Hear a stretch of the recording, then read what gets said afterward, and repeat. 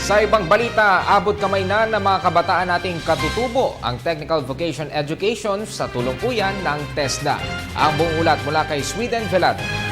Masayang ibinalita ni TESDA Chairman Joel Villanueva at mga kinatawan ng National Commission on Indigenous Peoples ang pagsasakatuparan ng pagbibigay ng Technical Vocational Education and Training o TVET para sa mahigit 14 na milyong Indigenous people sa ating bansa na karamihan ay mula sa hilagang bahagi ng Luzon at Mindanao. Na mabigyan ng hindi lang ng pansin kundi ng espesipiko na programa to train yung mga skills ng ating mga IPs na tugma doon kung nasaan sila.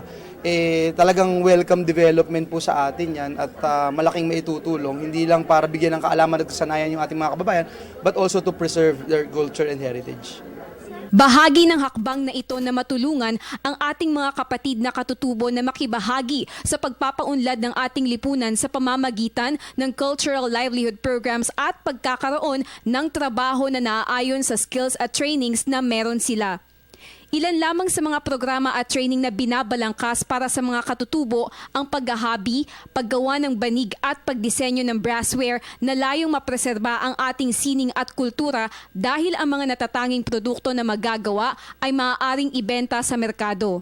Kabilang sa mga dumalo sa programa ang iba't ibang delegado ng mga bansang kasapi ng Association of Southeast Asian Nations o ASEAN at si Senador Loren Legarda na aktibong nagsusulong ng mga programang may kinalaman sa pangangalaga ng ating kultura. Ang TESDA Region, Province or City ang siyang magde-develop ng programa kasama ang grupo ng indigenous people na nasa lugar na yon para maturuan ang mga kabataan.